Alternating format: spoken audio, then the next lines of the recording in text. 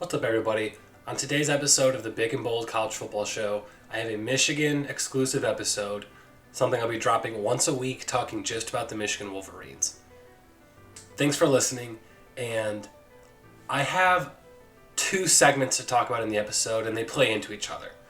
The first is going to be my overview for the Western Michigan at Michigan game that was played on Saturday.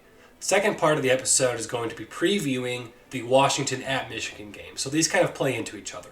So let's jump right away into my overview for the Western Michigan game and highlight a few things from that contest. For one, Michigan dominated the game 47-14. So that's obvious by the box score. Now, my initial thoughts on the offense, I thought the run game was fantastic. It was exactly what I wanted to see out of Michigan's offense as it pertains to the run game. You know, I talked about how I felt the running backs were going to be utilized and how the addition of Mike Hart is very significant for the Wolverines because of what he provides them at the time that he arrives at Michigan. I talked about it in my Michigan preview where Mike Hart arrives at Michigan as the running back coach for the program at a time where last season their running back rotation was awful, and this season they have a fantastic collection of running backs. And they looked very good. Blake Corum had 14 carries for 111 yards and a touchdown. Hassan Haskins, 13 carries for 70 yards and a touchdown. And they ended up working in their speedy wide receivers as well on the ground. A.J. Henning having 1 carry for 74 yards and a touchdown, while Roman Wilson, another speedster, on almost the exact same type of play, had 1 carry for 43 yards. So their run game was very good. Really happy to see that. Blake Corum looked like their best running back on the field. But overall, Michigan ran for 43 carries, 335 yards, and 3 touchdowns. That's 7.8 yards a carry. So very impressive on the ground. And it started with the first drive. You know, I talked in my preview about how I felt like the offense was best when Hassan Haskins carries the ball from the 20 to the 20, and Blake Corum takes over and punches it into the end zone because he's such a great red zone threat. And that's pretty much what happened in the first drive. We saw Hassan Haskins carry the ball a few times, and then once they got to the red zone, they put Blake Corum on the field, and he caught a short pass from Cade McNamara and took it into the end zone. Really very impressive showing by the running backs. Overall, the offense was fairly up-tempo. They wanted to run a lot of plays, and they looked good doing it. And they were up-tempo running the football. So it's exactly what I wanted to see out of their run game. I went into this game saying I wanted to see multiple running backs have a good game, and they did. Cade McNamara himself had a pretty solid showing as well. He didn't have to do a whole lot, especially after the first quarter, but he threw 9 of 11 for 136 and 2 touchdowns. So he had a very solid performance. He hit Ronnie Bell for his only catch of the game on a 76-yard touchdown pass. And as I said, he tossed a short pass to Blake Corum, who took it into the end zone. So overall, pretty impressive. The only one who really showed anything else, Dalen Baldwin had a good touchdown catch, but I'll talk about that later.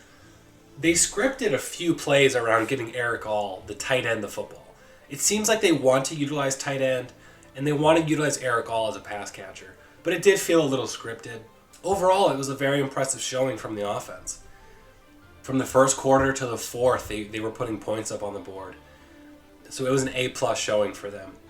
Unfortunately, though, the biggest takeaway from this is the Ronnie Bell injury. So, as I said, Ronnie Bell has that big touchdown catch, goes for 76 yards. And he had a fantastic one-handed catch that got called back by the officials on what I think was a crap offensive pass interference call. It was competing for the best catch of the year, and it was week 1. I mean, the guy had an amazing catch, but again, they pulled that back. Then he's returning punts, and on a very good punt return, he did tear his ACL, so it looks like he's going to be out for the season. He has 1 to 2 years of eligibility left, so he can return to Michigan next year. That's what I would assume he'll do. It feels like he's been at Michigan for a while, but he's only 21. He'll be 22 next year, and then decide to go into the NFL if he wants.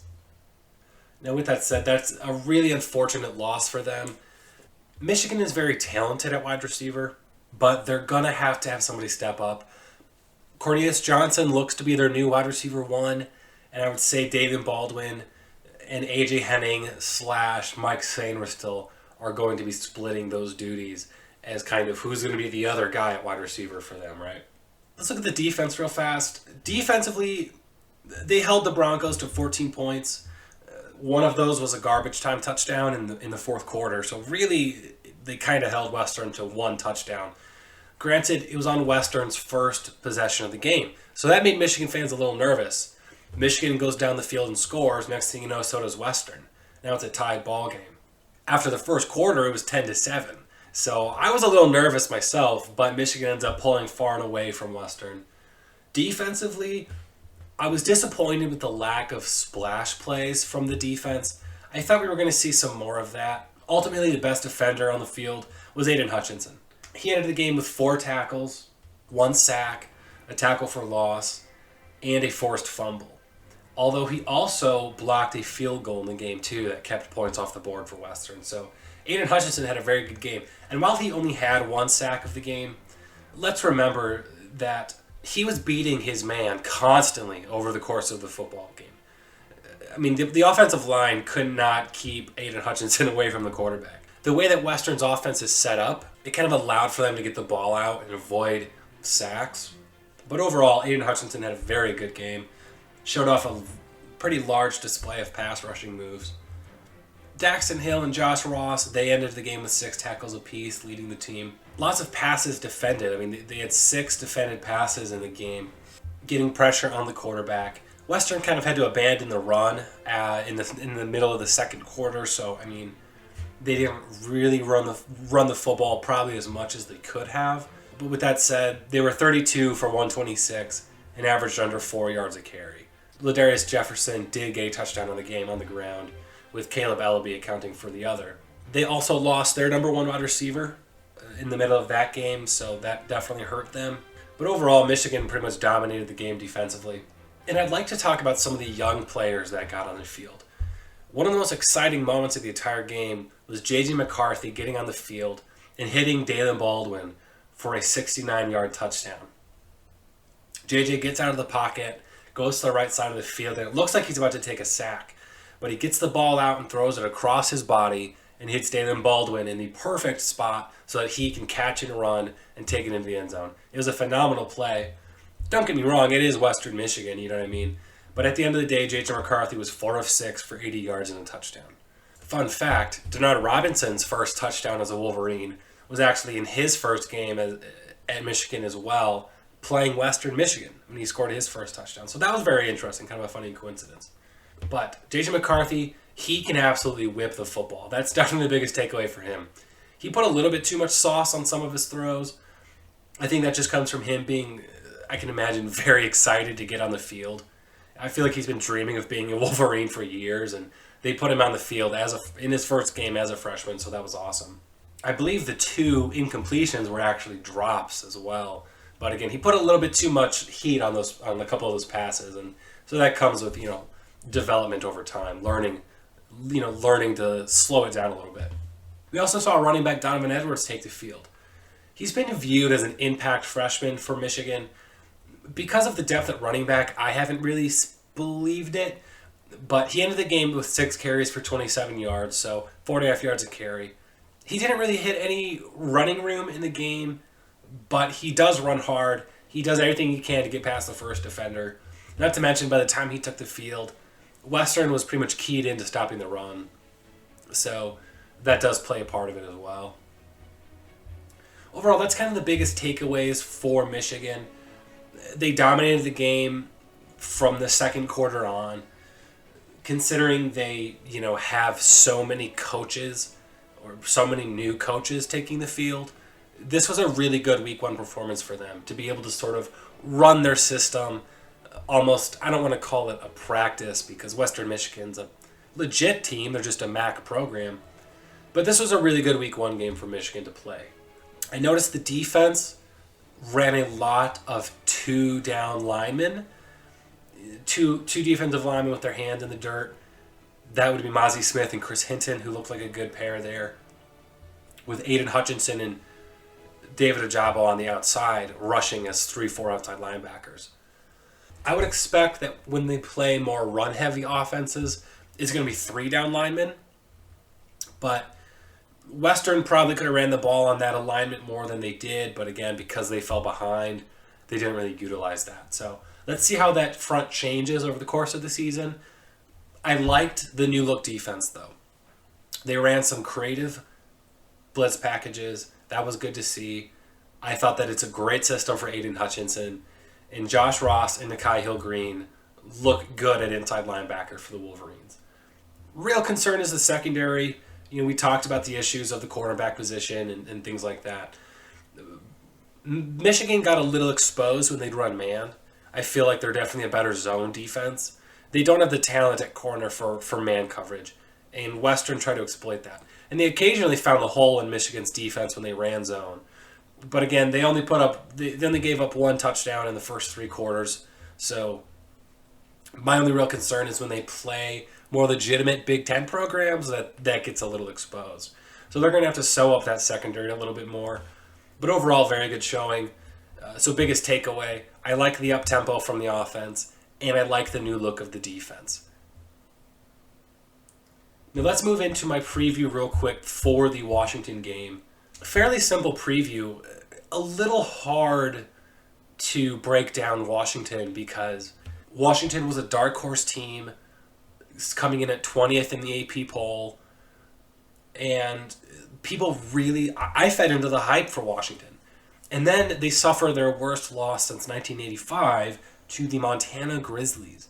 And yes, I actually looked it up. This was their worst loss since 1985. Personally, I think this is their worst loss in that program's history. If you go back to 1985, Washington loses by 1 point to Oregon State. They were a 38-point favorite in that game. The problem for me with this game is that, Oregon State is a Pac-12 team. Montana is not a Pac-12 team. They lost to a team in the Big Sky division, right? Just almost inexcusable, quite frankly. Washington, I do believe, still has a very good defense. I'm going to start there. It's led by linebacker Edufian Ulofoshio. Hopefully said that right. But he's a very talented linebacker. They have a solid defensive front.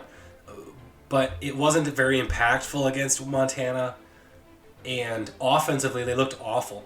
The big thing for Washington offensively against Montana was Dylan Morris tossed 3 interceptions. He finished with 226 yards and 3 picks on the game. And they had no run game. They had a terribly inefficient run game against Montana. So ultimately, a lot of it comes down to their offensive line play. We thought their offensive line was going to be better than it was, and it looked very bad out there. Not to mention their defensive line didn't get any push in the game. Washington ends up losing 13-7 at home to Montana. A team I never would have talked about if it wasn't for this. I promise you, I never would have talked about the Montana Grizzlies. It just looked like Washington got out-schemed, and their play in the trenches was very bad. Dylan Morris could be the guy for them at quarterback, but so far he's had a very unimpressive showing for Washington in his career. And when you look at his career at Washington, between 2020 and his one game this year, he's tossed 4 touchdowns to 6 interceptions. Not very encouraging for Dylan Morris.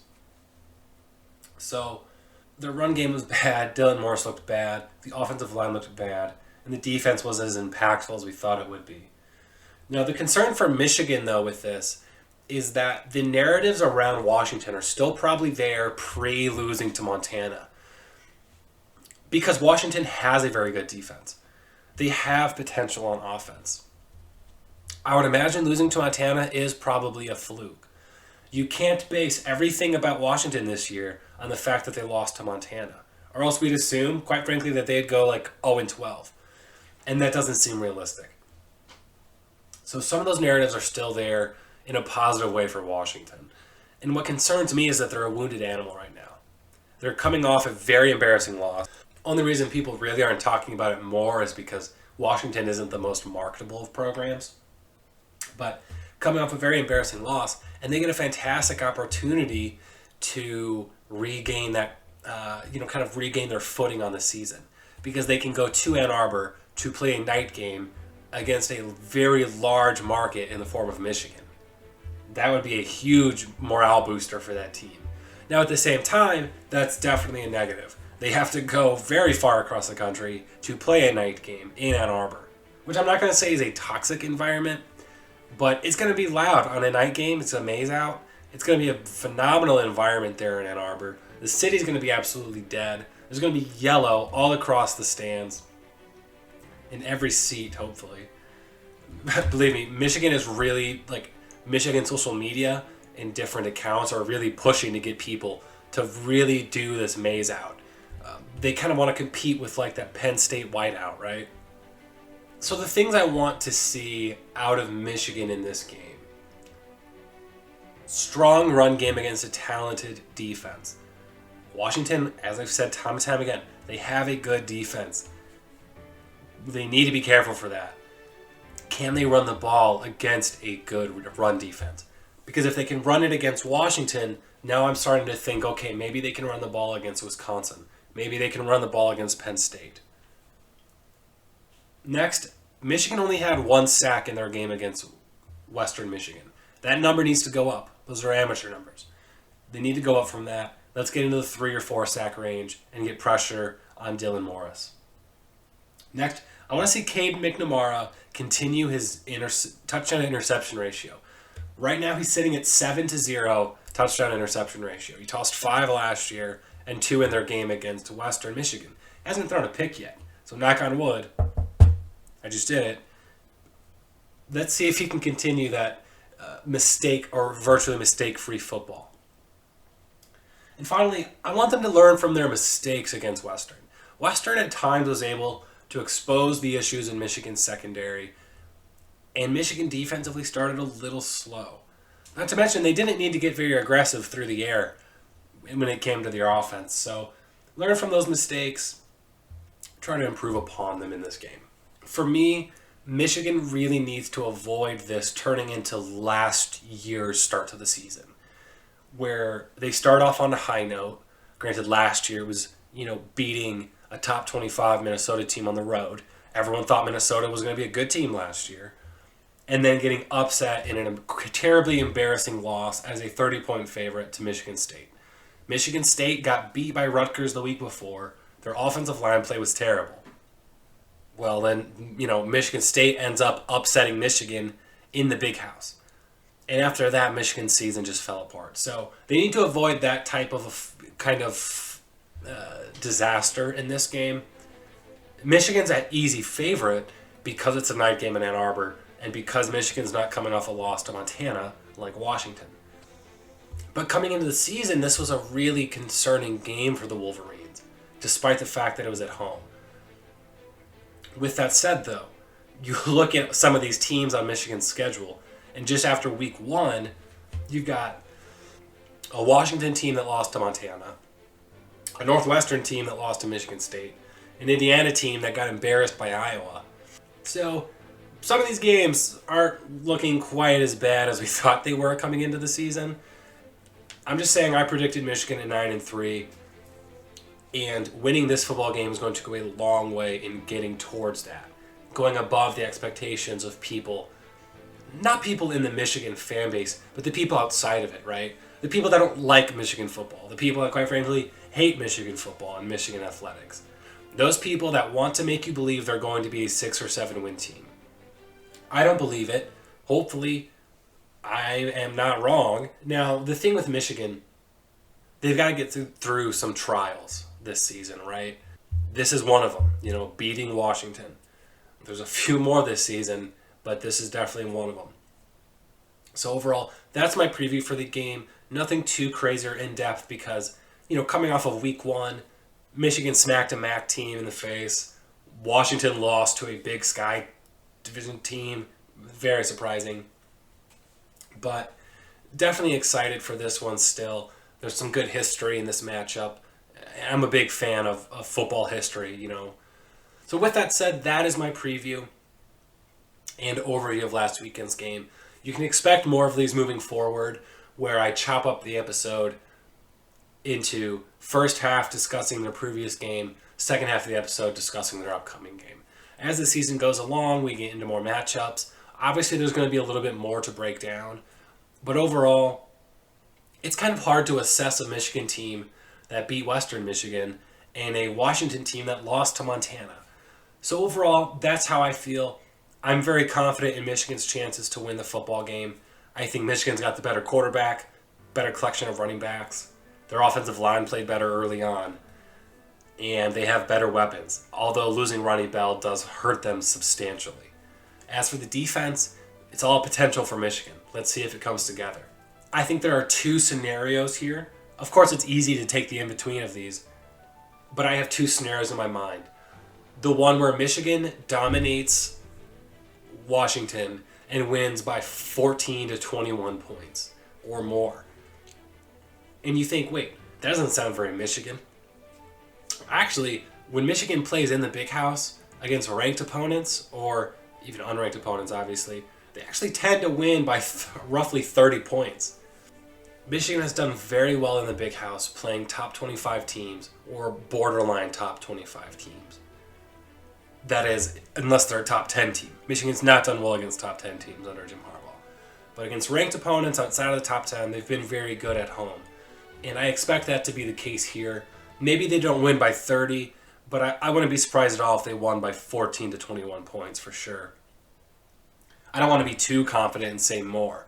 But that's kind of one scenario, right, where they dominate the game. Because as I said, when you go position group by position group, Michigan is arguably better at virtually every positional group on the offense.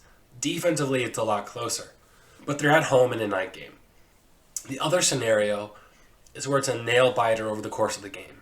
You're talking a 7-7, 7-10 type game, and Washington just outlasts Michigan. That's a possibility. I don't believe that will happen, but that does seem to be a possible scenario where Washington's defense locks down the Michigan offense, and Washington offensively really isn't able to capitalize, but they're able to win out at the end. Almost think of a coin flip of sorts to determine the game. I don't think that's going to happen. I think Michigan pretty much dominates this football game, but we're going to have to wait and see. So it's Saturday, I believe 7 o'clock Eastern time. And let me know in the comments what you think. You know, what's your prediction for the game? I'd be willing to bet Michigan walks away with a win 34-17, something along those lines. Again, let me know in the comments what your score prediction is. Who's going to be the star player for Michigan? Last weekend it was Blake Corum. He had a big game on the ground and through the air and returning, I believe it was a nice punt return. So let me know who you think the stud player is going to be for Michigan this weekend. And is there a reason we should be really concerned about Washington? Thanks for listening, everybody. Keep an eye open for my next episode, which is going to be previewing the upcoming games for this weekend.